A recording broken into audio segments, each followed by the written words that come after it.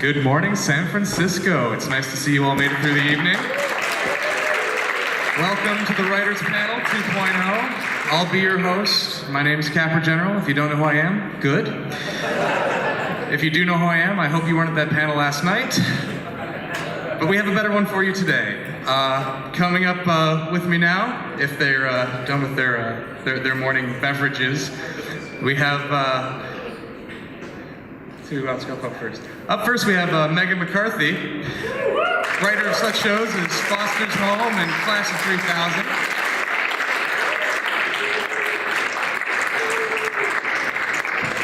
Then we've got M.A. Larson, writer of such shows as My Gym Partner's a Monkey, Little's Pet Shops, and the award-winning Adventures of Chuck and Friends.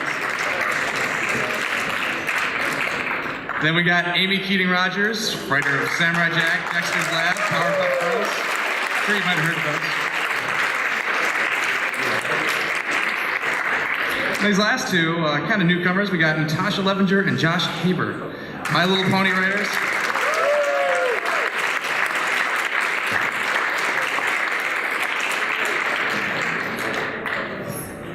Do I get some of that?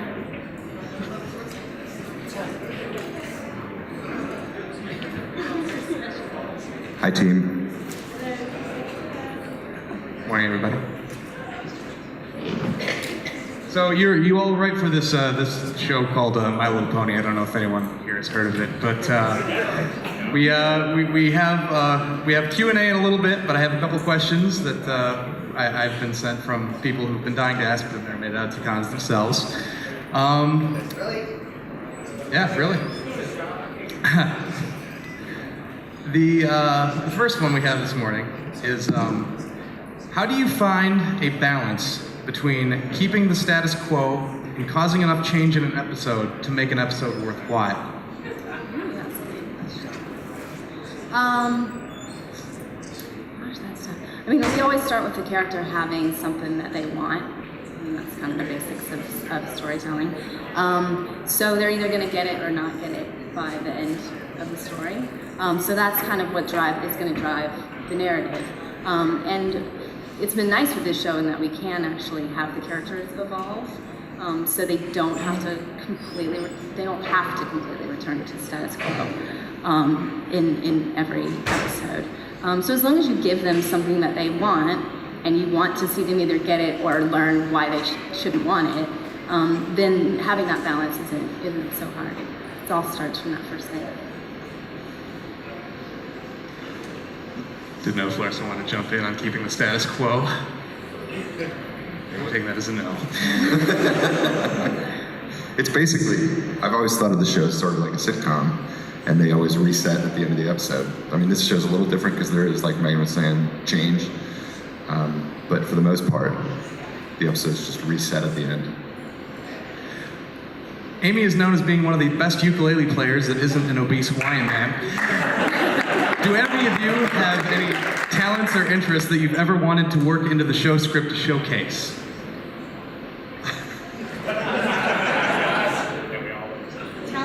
Talents that I've wanted to work into episodes? Rapping. Yes. Yeah, besides my fantastic rapping, obviously, which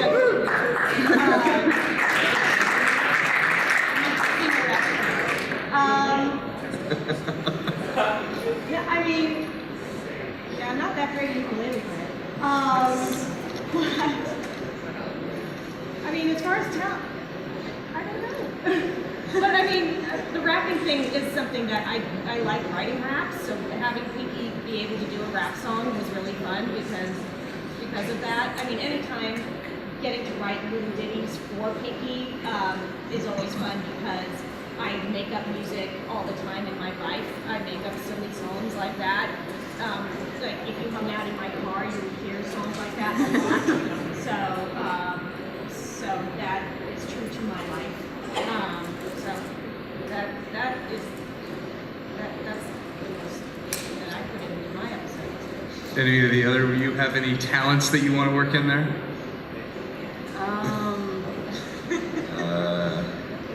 Your questions are too hard. Yeah. No talents. Who is best Rainbow Dash pony? plays soccer because I like soccer. And I play soccer, so I guess that's why. I worked that thing that I like into something.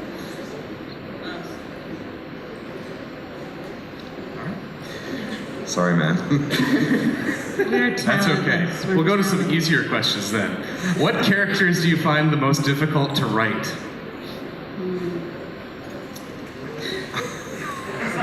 This is the best panel you've ever been at. This is what happens when you have it at 10 a.m.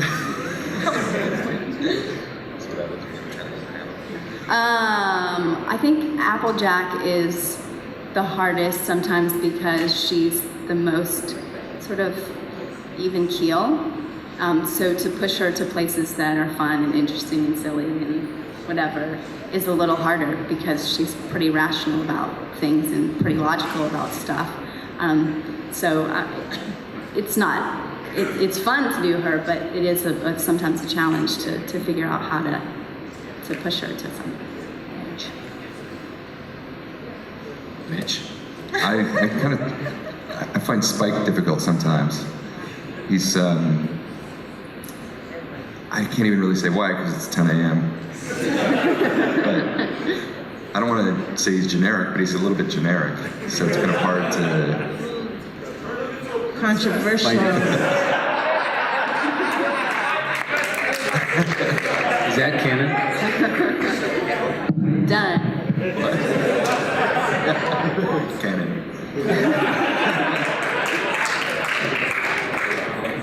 Yes, Spike's really hard, and I get a lot of tweets from people. This season, I've gotten a lot saying, "Oh, Spike wasn't in this episode a lot, and Spike, disappeared in this episode." And it's interesting, but the main six, I feel like I have a solid handle on, and I get these tweets for episodes I haven't written for, so it's like, oh, sorry. But Spike can be, unless you have a Spike-centered episode, I guess, working the main six around each other, they naturally,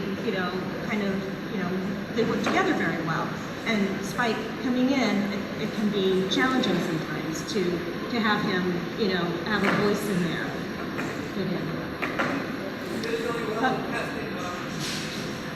Spike.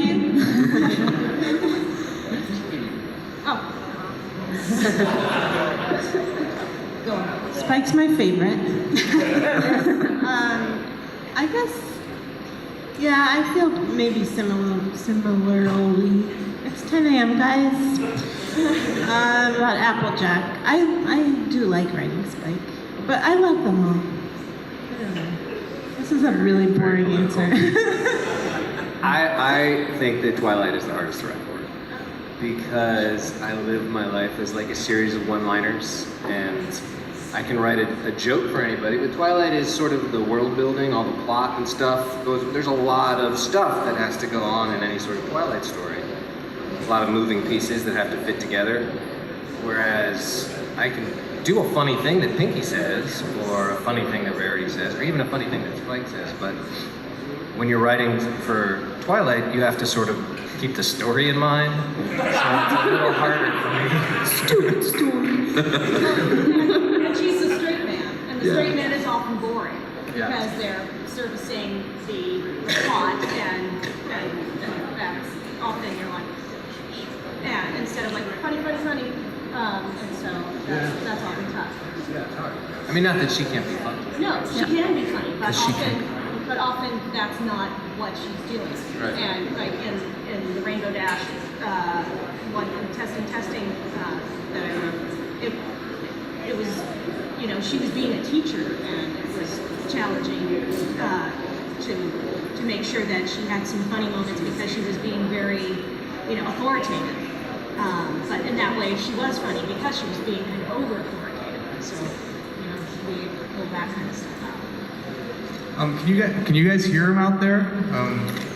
Little so-so? Okay. I'm going to have to speak closer to the microphone. What about now? Is that good? All right. Gotta get right in there. Got to do NPR style, just really close, really soft tones.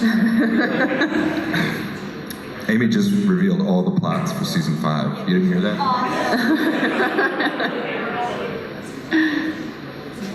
That's the greatest cosplay, by the way. It's Gustav.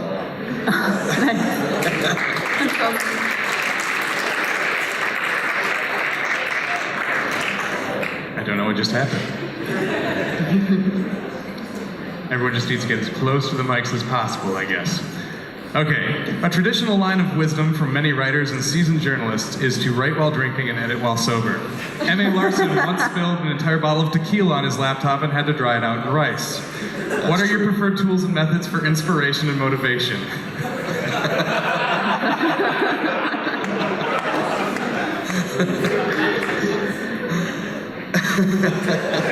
For me? I think yours is the answer. Yes, tequila, Joe. Yeah. Deadlines, basically.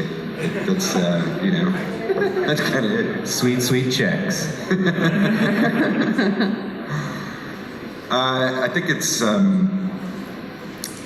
the element. I don't even know if I'm answering what you asked me. Just what are your tools and methods of inspiration? I think it's just trying to One of them now. Yeah, I need them right now. It's just trying to surprise myself, I guess. Like whenever I sit down to write an episode, the only way it's going to be interesting is if I can try to find ways that I'm like, oh, I didn't expect that to happen. So I guess it's that, maybe. Mine's candy. Straight up candy. Twizzlers. Twizzlers, Swedish fish, jelly beans. I kind of have a problem. I don't know that I have methods of, or can you even hear me? Get right up on it, right inside. Can you hear? It's still not. Yeah, be careful.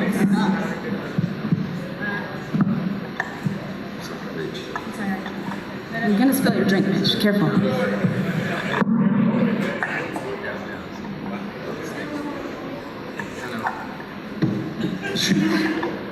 Just whisper it to me and I'll tell them. My mic sucks. I really don't have anything good to say anyhow. No, Yeah, I don't think it's working. My inspiration, I don't know that I necessarily have inspiration. I just kind of plot things out and try and achieve the goals. So I say, okay, by this day I just want to have the teaser done, and by this day I want to finish Act 1, and I try and just accomplish those goals so that I don't feel rushed by the end, and I just try and accomplish the things and try and come up with things that are funny, so that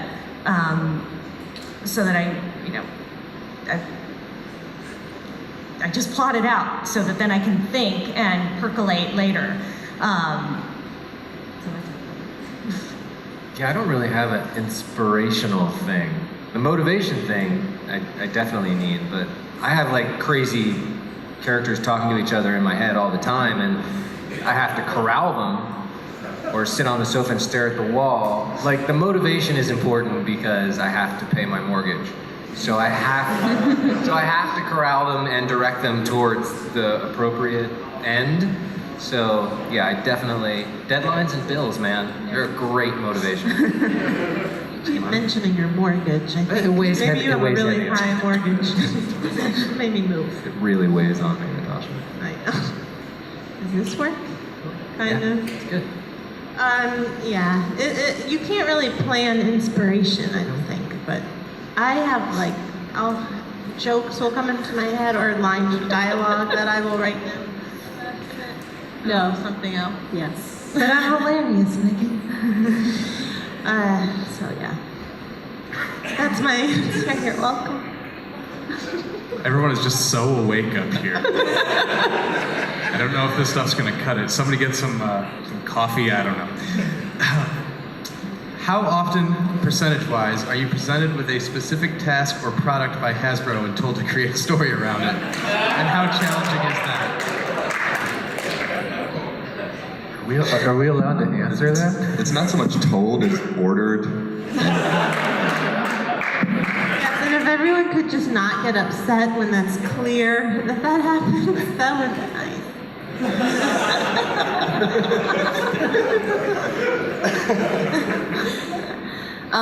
I think people think that it's a large percentage, but it's actually a really small percentage.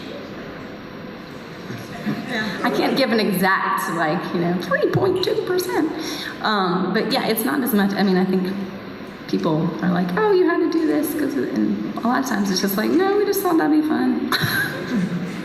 I think if there's something in the show that you don't like, it's because we had to do it for a toy. Right. Yeah.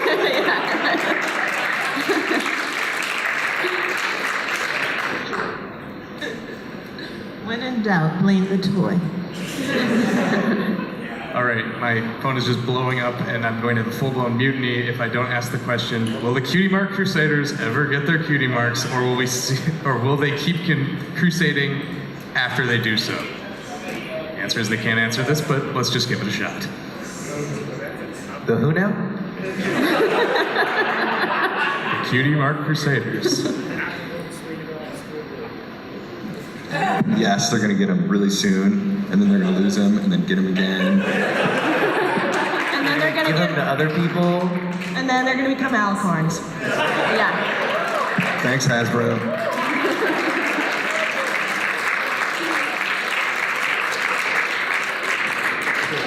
Canon.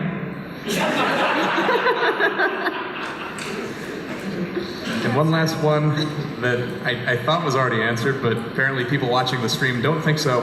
Do you all hate Spike? Yes. Spike sucked. He's like your little brother. I mean, you love him, but you also really hate him. He smells bad. We don't like working with Kathy. Yeah. Spike's never gonna get his cutie mark either. Yeah.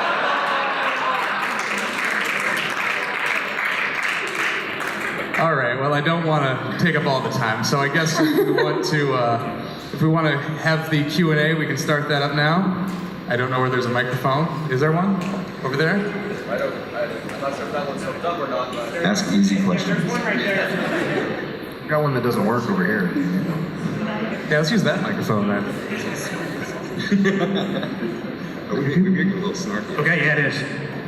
A little. To be fair though, you forced us into it. We're being snarky, but you made us this way. I'm okay. They made us stay out late. Asking about Spike. It's the toy.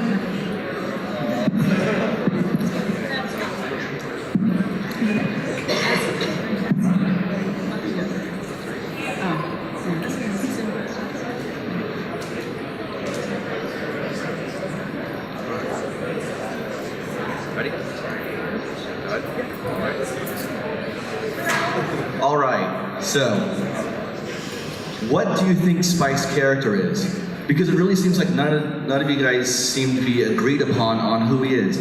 I mean, sometimes he's shown as like a actual character, a little bit, sarcastic, immature, greedy, what have you, but has a cold heart underneath. Or sometimes he seems like almost a little incompetent sometimes, and he kind of bounces around a little bit. So, kind of wondering, are we going to see a little bit more of like him developing more as a character, maybe? He has two really good episodes coming up in the next couple weeks. But I think of him as a kid, and he's kind of still figuring out who he is, and especially in relation to the main six. I mean, they're older than he is. Just they're the big kids, and he's the little kid. So that's kind of how I think of him and how I approach him. And so he's going to make mistakes and do some things that some of the more mature characters wouldn't do. I like him. Yeah. We're joking with the whole we like Spike. Yeah, they're being I silly. never even joked about it. I just said I love him. But yeah, he does have some good stuff coming up He has some really cool stuff coming up. that Kathy just took to another level. All right, thank you. I have I have a question. So, I've heard rumors that there's going to be like a Princess Skyla. I was wondering if there is going to be one, because I don't know. The question is Princess Skyla real? Yeah. She's a toy that exists, but that's the extent of it as far as I know. Thank you. Hi there. Can you tell us about failed pitches, stories that will never be? Maybe some of your favorite ideas that just aren't going to happen that you're bummed out about, and this is where you can release them. That list is so long. I was trying to think of something you guys could roll with for a little while. Actually, a couple of mine ended up in some of the passages of the Journal of the Two Sisters and the Journal of Friendship, because I was so bummed that they didn't end up as episodes. I made them journal passages. So that's how I was like, I was just so sad. So that's how I made them come alive. So you can read them when you buy my book. How's that? Yeah, is that available on Amazon.com. But other failed ones, I'm trying to think of ones that don't really. I had one that I could never really figure out, but I wanted to feature like a friendship between Luna and Applejack, and the only scene I had in mind was like them at the beach together. That was it. That was all I had. I couldn't make 22 minutes out of that. I feel like you have to have so many ideas all the time and have a really sort of thick skin about letting them go immediately because they're not going to work or Meghan doesn't like them or... I mean, that's like part of the process is just pitching everything you can think of to find a show that works. So I have a horrible memory for ones that didn't fly because I immediately let them go and move on to the one that I have to work on. I was just gonna say, or you can never let them go and just keep pitching them over and over again. And so I can't tell you them because, yeah, maybe she'll agree to it at some point. Oh, I love when people do that. I could tell, so yeah, I'm gonna keep that up. Well, thank you. Schönen guten Tag. This question is for Emmy Larson. Earlier this year, you picked up this wonderful scarf at Hasbro Studios. Why were you actually there? At Hasbro Studios? Yes. Wait, what? When I went to get that scarf at Hasbro, why was I there? Oh, why were you in the building? I think I was trying to do like a hostile takeover of Meghan. I can't remember, that was a long time. Okay, thank you. It was a Chuck the Chuck reboot. Hi. I was wondering, who are your favorite characters to write for as a pair? Oh, the pair?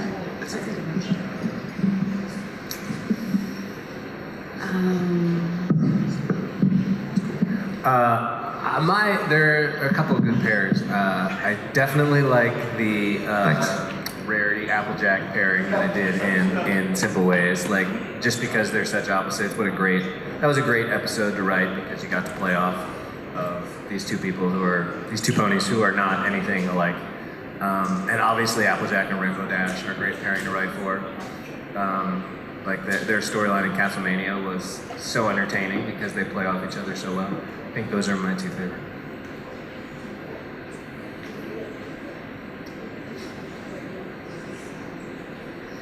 I agree that Rarity and Applejack are fun ones to pair up because they're so different, and that's fun to watch them navigate because they're still friends, and it's not it's kind of a reflection of how real friendships are, where you can have friends that are really different than you, and how do you find that common ground and what keeps you hanging out.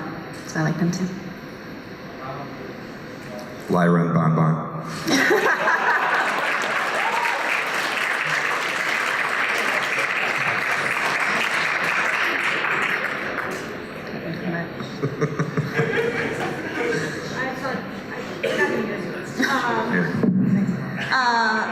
I had fun with Rainbow Dash and Twilight. That was a fun combo that I don't think had been really explored before.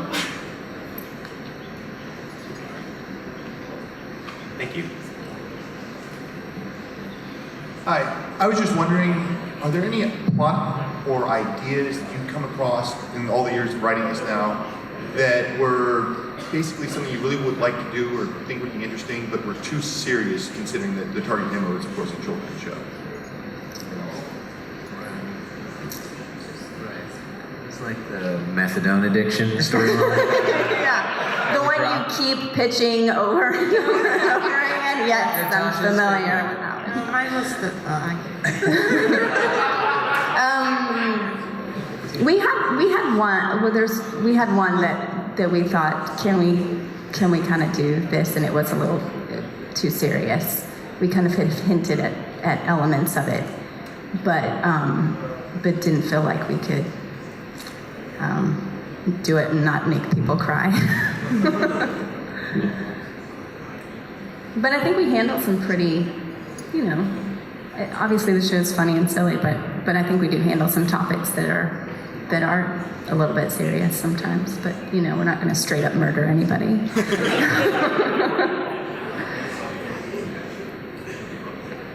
All right, thanks. Howdy. I was at the writing panel yesterday, and from what I gathered, you all actually write the episodes individually and have the occasional writer's summit to kind of sync up and make sure you're in the same headspace. So I'm curious if, this being a bit like your freelance work that you've probably done, do you find it, what do you like and dislike about this model? Is it different from other shows? Do you find it's easier to write because no one's breathing down your neck, or harder because it's harder to make continuity nods or know exactly what happened in the previous episode? They're still breathing down your neck. It's just email. I would prefer that we had a actual writer's room, but some people in the world don't want to pay for that. So no one here. We would all love to be in a room every day together. But even on a show where you have a writer's room, when you get your episode, you still go off and write it at home and whatever. And we sort of approximate that with our summits, and then we'll come in and break story, like in pairs or whatever. But yeah, I will say the continuity thing does bother me sometimes, just because I don't always know what's happening or what happened or what other people wrote. So you don't know if you're repeating. I mean, obviously Meghan, we wouldn't repeat. Meghan wouldn't let us repeat anything, but as I'm writing it, I don't know. Yeah, I run into that. I get the occasional note where they're like, "Oh, I think you said this," and another, different joke. Yeah, it would be lovely to be a group and have a writer's room and be in-house. That's how it was back when I was at Cartoon Network. When you're in-house, you tend to write scripts either in the studio. Sometimes you do go home, but to have a writer's room. And then what you do is then you would come in and read each other's scripts, and then you'd hear each other's jokes, and you go, oh, that's what happened in High Fluttershy and all that kind of stuff. And that would be really, really lovely. Because then we'd know everything that was going on as we're going along with each other. And that would be really, really fantastic. But I think considering we don't have that, and the writing and the show is so strong, I think it's pretty amazing that the show continues to be as strong as it is when we aren't hanging out with each other all the time. All right, thank you very much. I was wondering how important the puns are to the show. Is it just something that talking animal shows do, or does that come from you guys? The puns? Yeah. The horse puns. I think they're very important. Yeah. It's what's holding the whole show together. Basically, that lunch and puns. Lunch and puns. Lunch and puns are the two most important things that we go to writers' room. We wouldn't have episode titles without puns. And when we had a summit, we went through a run where we were just writing puns up on the board, like pun titles. I'm trying to think what we had. Oh, that's right. We had like Applejack Reacher. Right. So, we wrote that up on the board. Downton Apple. Downton Apple. Yeah, we did. We just wrote a bunch of. All right, no, you know what? I think I left the room to go because I had to go talk to somebody, and when I came back, I believe this was what had happened while I was gone. Not only would we not have episode titles, we wouldn't have names of cities or towns. Either. Yeah. So yeah, it would be a really boring world without puns.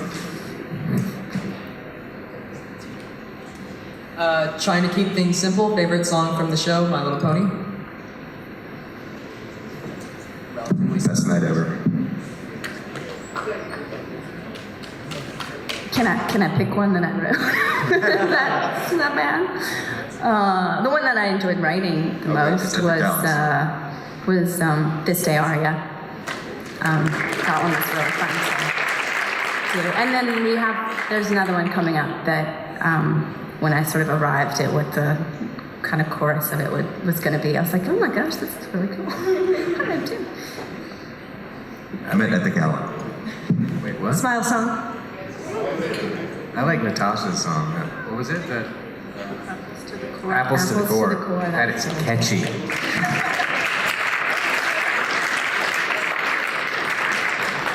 Thank you. Hello. I am a student at San Francisco State University, a creative writing major, and I was curious, wondering if there were any literary works that have had a significant impact on you, or given you some sort of inspiration of any kind. Anything from Keats, Wordsworth, Milton, Yeats, Austen, and Melba, that kind of nature. Just in general that inspire us? Anything, I was just giving some examples. To Kill a Mockingbird.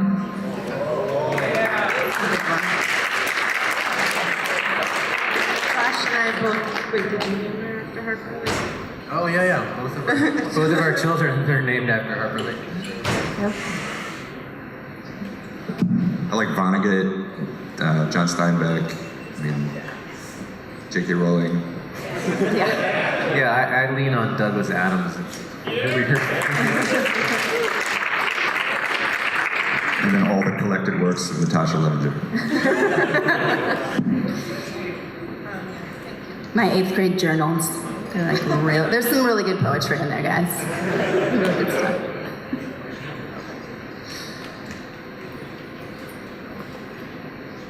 What was your guys' favorite episode to make?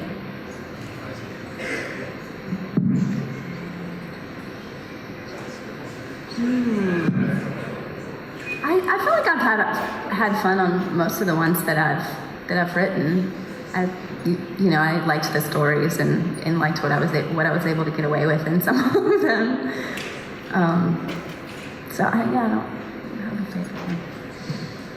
I would probably say the Super Speedy Cyrus Squeeze 6000 because I got to watch the Music Man and write the song, and those characters are so fun. So that one was a good time, and I didn't have to worry about a lesson.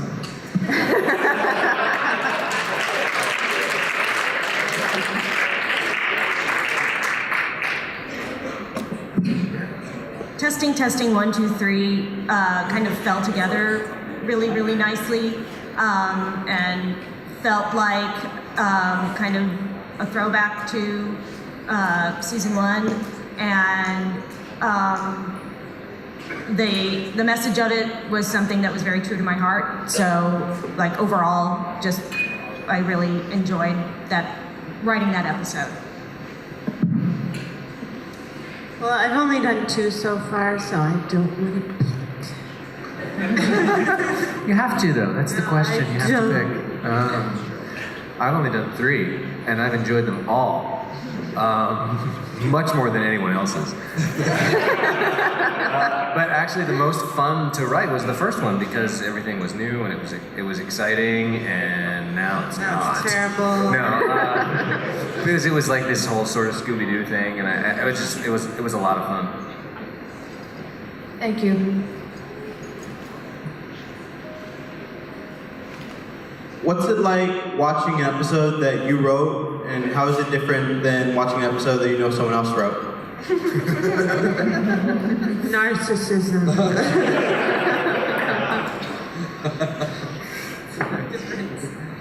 One feels really, really awesome, and the other's like, meh. One is like, I did that, and the others are like, oh, who did that?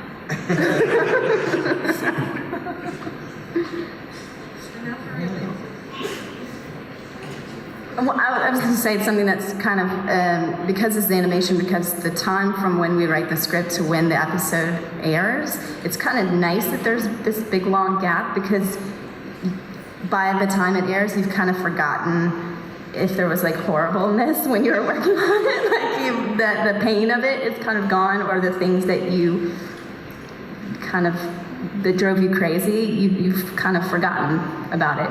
So I feel like you can watch the episode and enjoy it for actually being this full episode.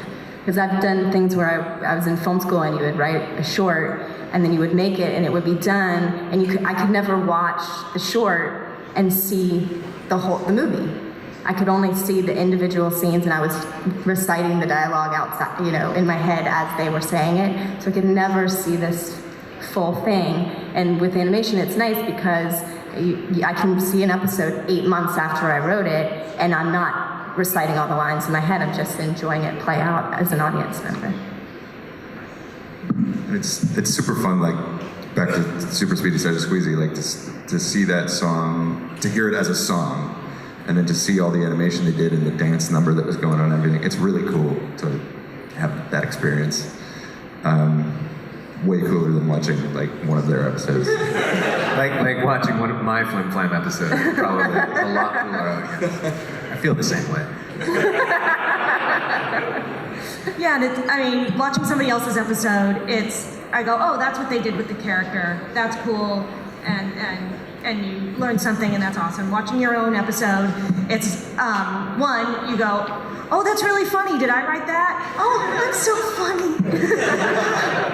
And then it's just very exciting, and your heart races, and it's this very exciting experience. And then, so it's just a very, uplifting, hopefully, experience for you. Whereas the other is you're watching another episode of Pony, and you're watching it, and that's cool too.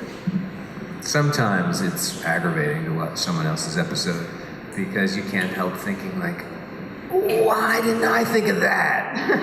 Oh. So there's some regret and jealousy that happens.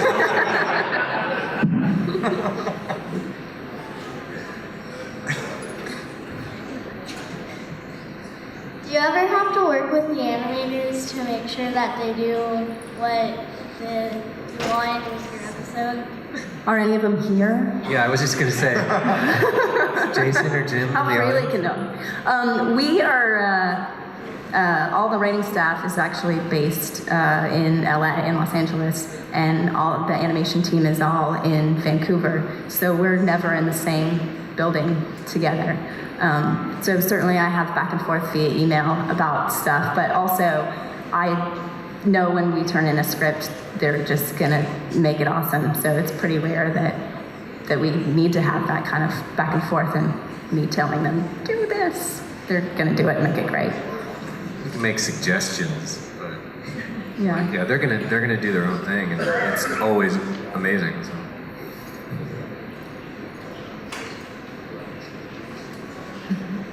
Is it okay if I record this? Yeah. Sure. Huh? It's being streamed. Sure. Are you guys ever going to make more Doctor Who references? Doctor Who references. Probably. Thank you. Hello, I'm Leon Silla. My question is rather long, but it's really worth doing, so please pay attention. Bear with me. Thinking about the future of the series in the long run, because I think it's going to last for future years to come. And I believe that you make most of your writing decisions per season, one season at a time. So one issue that I think is worth thinking about, I like to point out to you a balance between two things. You understand that the characters have to be flawed in order to be interesting. For example, Florida expressing herself in a humble manner and Pinkie Pie accidentally annoying the crap out of everybody. But also pretty much any story, especially in a story like My Little Pony, in which the lesson of the day is highlighted at the end of the day, we expect to see some kind of character progression. The characters to evolve and change their behavior over time. So I was wondering, I really don't mean to be critical. No, actually, for the sake of constructive criticism, it's just that whenever you see, let's say, Fluttershy still being a doormat, I'm just saying that it's still being a doormat when she has supposedly learned to express herself aggressively. So my question is, do you have a plan or a strategy in order to balance the progression of the characters and making sure that they don't become perfect and flawless, because everybody knows that flawless characters are the most boring thing in the world? So I just was thinking, in the long run, how would you manage not keeping your characters flawed while still showing that they have learned from their mistakes previously? That's a really hard thing to do. I think Lauren built those flaws into the characters, so you can't really eradicate them. It's inherent in them. So I don't know. It just feels like it's already in them. You know. It kind of goes back to the thing you're talking about of being like a sitcom and how it resets every episode. Like, because these characters that are archetypes and have these inherent flaws that really don't change, but then every episode they learn something.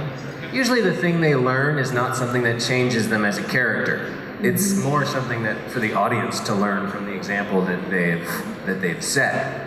But in order to have a show, you have to have characters that everyone recognizes, and those characters themselves really in a sitcom or a cartoon don't change over time, because then you have a different show. You know? Yeah, it's just that some characters have changed over time and have to. Wild card. Hello. All right. One character that I found really interesting and that was introduced in season 4 was Pinkie Pie's sister, Maud Pie. So amazing. Yeah. She is the best. And my question was, won't there ever come a chance where we'll see her again in a future episode or something? I hope so. We love her. She is so great. I didn't even write her. She's like Pinkie Pie, but way more intense.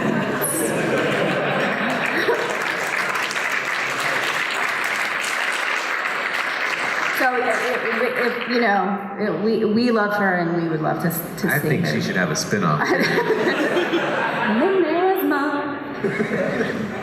Well, that's nice to hear. Thank you. Hello. This is a question just for Meghan, probably a little unusual, but out of curiosity, is it true that you are a Godzilla fan? I am.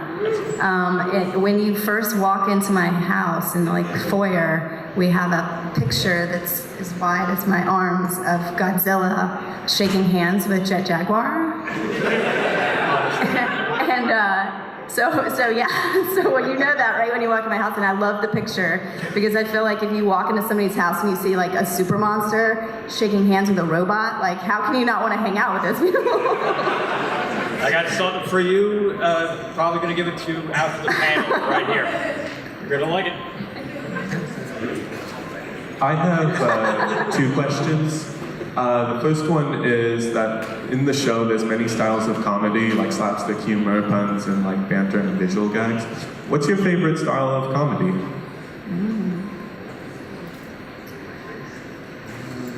You mean like Earth Pony? Comedy. Comedy. Oh, style. I thought you said style of pony. I was like, what? This isn't really a style per se, but I like it in comedies when people are lying and have to lie to get out of it.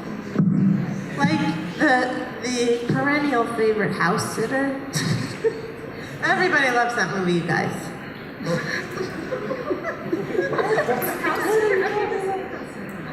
That's why I said that, because most people have. It's Steve Martin and Goldie Hawn, and it's really good, and nobody's seen it, but it's really funny, and it's all based on a lie, and I love that kind of humor.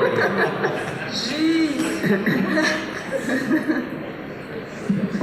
I like situational comedy where you sort of set it up at the beginning, it doesn't seem funny, it's just something happening, but then later on in the episode, you see the result of it. So it's not like a gag or a slapstick thing, it's like the long game. I like that kind of stuff. I'm a big I Love Lucy fan, so I like that comedy.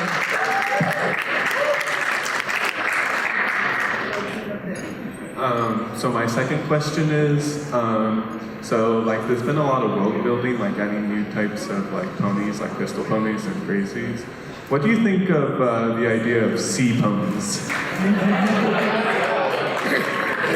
What do we think of it? What do you think about the idea of sea pony? With like fourth generation makeover, I think they would be a great addition to the world of equestria. I can tell you what I think of sea ponies. It's the thing I keep pitching that Meghan keeps turning me down on.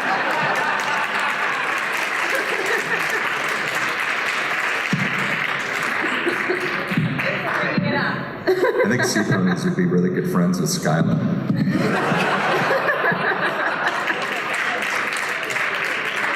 Thank you. It's okay though. Hi, I was wondering, do you all love how season 4 has turned out so far? And if given the chance, would you go back and change anything about season 4, like a certain episode or a way a character would behave or anything really? I would be on it.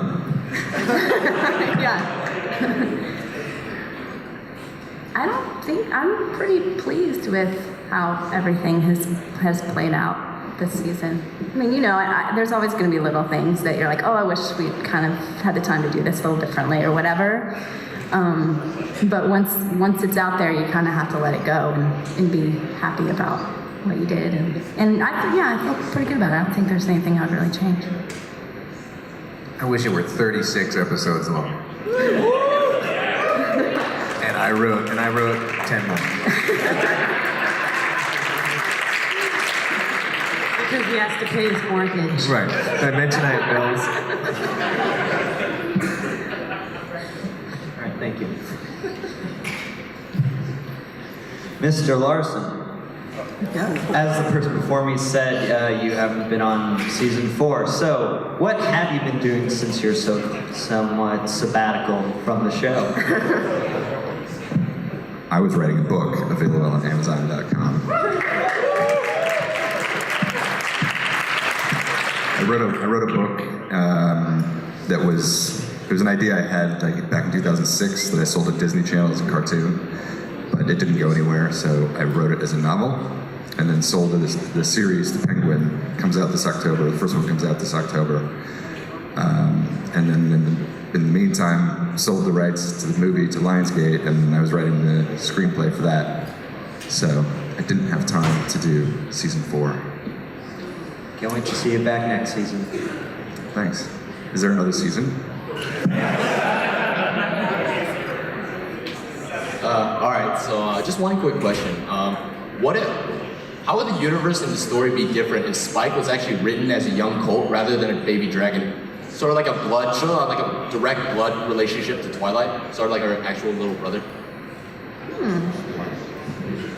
That's a good question. Well, he wouldn't be able to write stuff. Well, wouldn't he be a unicorn since he's blood related? Yeah. I don't know. I think there's something sweet about that he's sort of the adopted brother. Mm-hmm. There's a different level of sweetness to that than if they were just blood. But you hate him. Yeah, we all hate him anyways. You'd probably hate him even more if he was a pony. Actually, I would like him a lot more. Okay. All right, thank you. I wanted to ask, will he ever bring Fluttershy back as a bat pony again?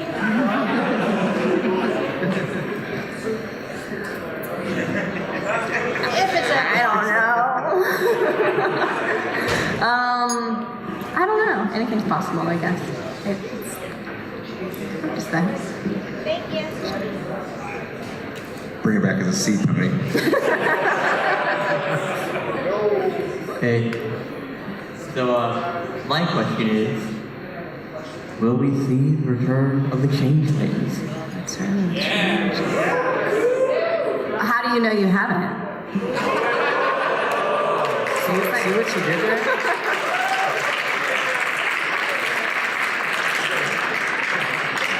Thank you.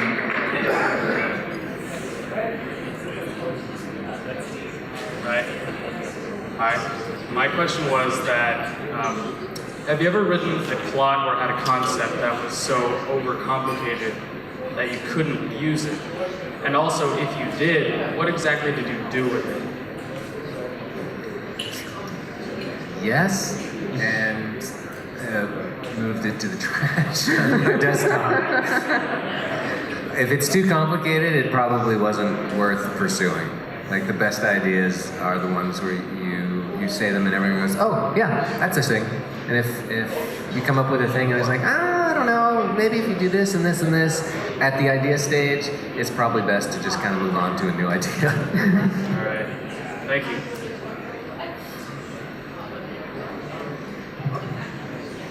Hello. My question is, what was your original goal and intention for the show, and how did it change, and why? Well, it was Lauren Faust. It was her creation. This new version of Pony. So that's really more a question for her. I can't really answer for what her kind of starting point was. I mean, her original goal was to create an awesome show for girls, to have strong female characters that, didn't suck.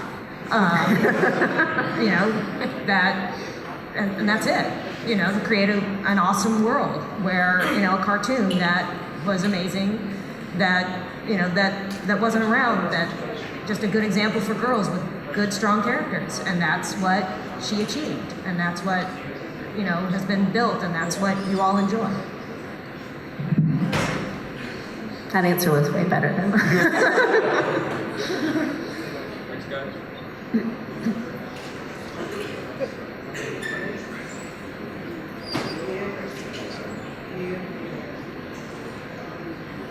One moment. Okay. Do Earth ponies have a latent talent that's much more difficult to define than traditional magic? Example, like Mod Pie throwing the rock, or what factors determine what skills or talents they have? And that's harder to define than traditional magic in the sense that we've known it so far. I think they are super strong. That's kind of their thing. And in touch with nature. Yeah, they're really grounded. With the earth. Yeah. Pretty good. Fun. Yeah.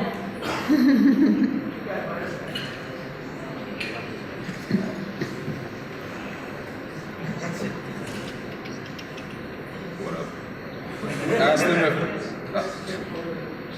do you just write whatever seems interesting at the time, and are we just reading into things too deeply that are just, in the end, are completely meaningless because there's really not a whole lot of long-term thought behind it? Or do you just kind of write what comes to you at the time? You guys don't read into anything that we do. What are you talking about? Never seen that. We have a plan. I like to think we have a plan. But the story dictates what comes next. So we start off with the premise, and then what is supposed to happen happens, and we just write it down. And it's not just, what is just coming up to us at the time. We throw a lot of things out there. We put a lot of thought into it. And it's not just what we want. It's, Meghan, submits a lot of things to Hasbro, and they have, they say yes and no and suggestions and things like that. It's not just like, hey, this is what we want to do today. So there's a lot of thought put into it. Very interesting. I think in an individual episode, it's like a combination of the two. Like everything's really planned out at the premise stage. Here's the episode that's going to happen. You break the story down. Here are the beats. And then after that, when you're writing the script, you just write whatever you want and try to surprise yourself and try to make it interesting and funny. So I think it's a combination. So that you do read into it a lot. But that's part of the experience of being a fan. Like, I mean, like we write a thing and we have a plan, and then the community takes it wherever they're going to take it, and that is just as true an experience of the piece of art as what the creators had intended. Like that's part of the responsibility of being an audience member, is to create the world for yourself, take what's given to you and make this amazing thing out of it, even if it's just in your head. I mean, that's part of the experience of interacting with art. I agree. Well, thanks, dudes.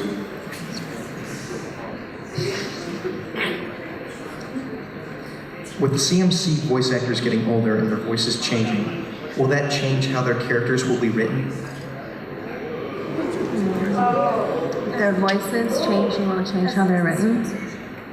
I think they'll be able to work their vocal magic and sound younger when they need to. Yeah, they're pros. They can always sound young.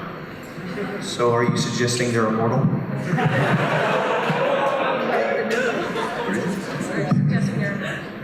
Yes. Yes.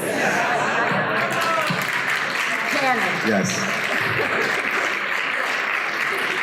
I think they're already looking for Michelle Creever's replacement. I think.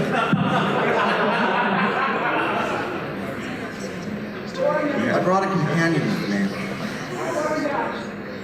and she wanted to ask a question to Meghan. She wanted to ask,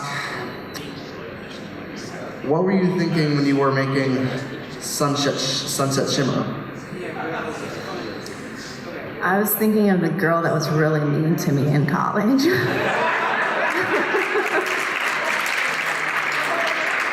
And how she was really manipulative, and how she was able to like work her evil magic to make people turn on each other, and so that she could be in charge. And I couldn't name the character because her name is a real name, so I had to name her Sunset Shimmer. I couldn't get the revenge that I really wanted out of basing the character. No, but yeah, that's kind of what I was thinking. Is like, who's the worst villain in the world? When it comes to high school. A mean girl, like, who's just, their want is to just drive people apart and be terrible. Oh my God, I'm going Twilight says thank you.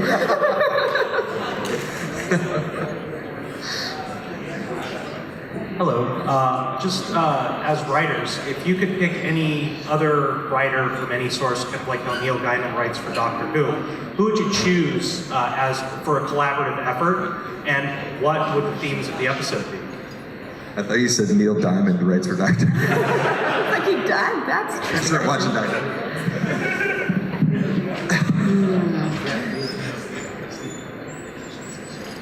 Who would we want to collaborate with? Is that what you said? Yeah, and what would the themes of that particular episode be? Are you asking us to pitch ideas? My brain is...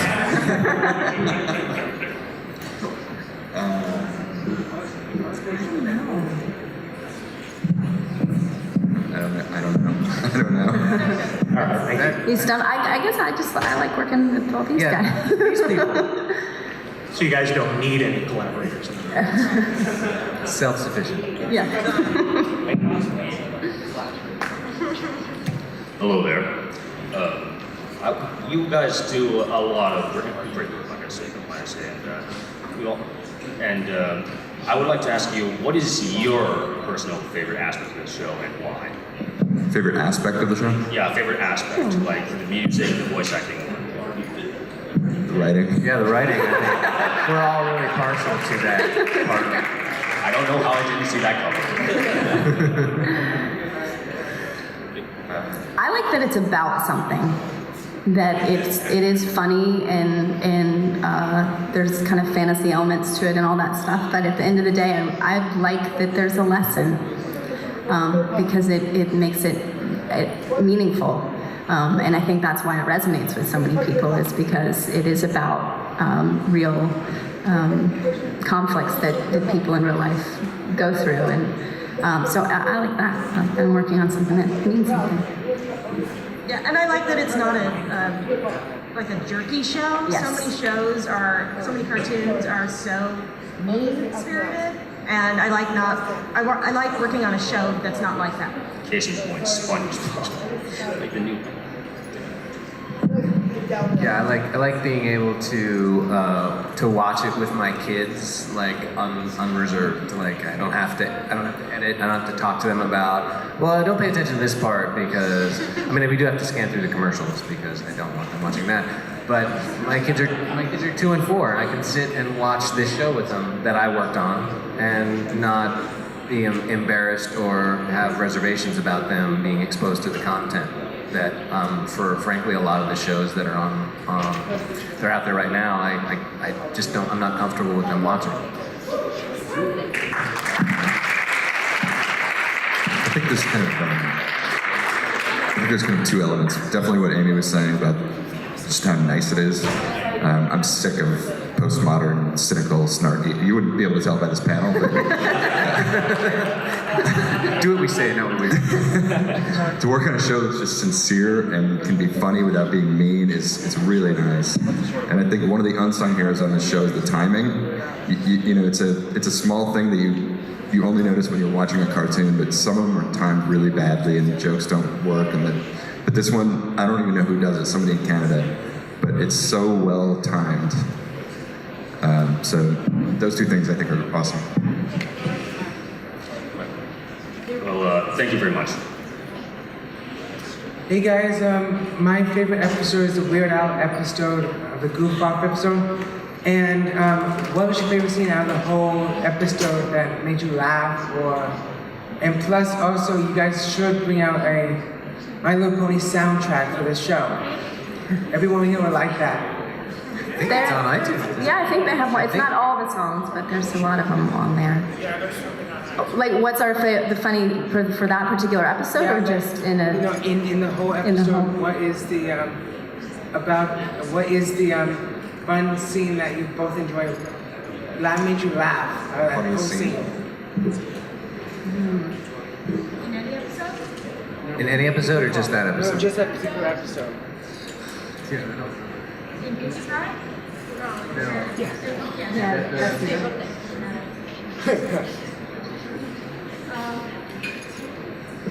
Question for you. Oh, is that just for me? Yeah. No, for all of you. But are you asking in Pinkie Pride or in any episode? What made us laugh? Pink Pride and Weird Al, that scene where they do the goof off. Oh, like what's the funniest thing that when they're doing the? Yeah. Also, they should have a longer goof off. The extended version of their goof off. God, that thing is so rapid fire. I can't even. There's so much going on in it. I feel like the whole thing is funny. Plus, Weird Al's the man in that show. He is fun. He's him 3 times. Great guy. Thanks, guys. So, will Rarity ever love Spike back or like him back in any episode? Oh my gosh, y'all. We just went over that he is a child. Dad, what are the puppies then? She is a grown-up. I thought they were teenagers. She's a grown-up. And he's a little kid, yeah. Yeah, she's a grown-up. He's a little boy. It's not appropriate. But that being said, we do have a really fantastic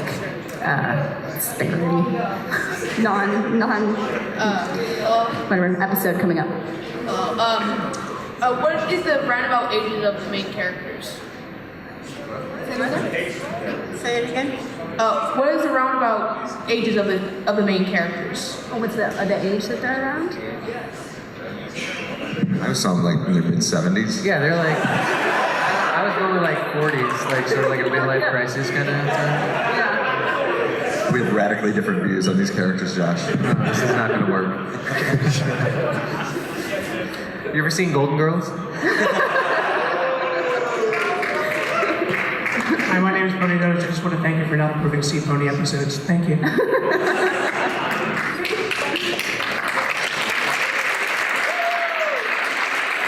Thanks, you guys. Thanks for coming out. All right, we are out of time. A big round of applause for all our panelists here. Thank you very much. They'll be around so you can get their signatures later. Go bother them and ask them. They're here for a while. Thank you all.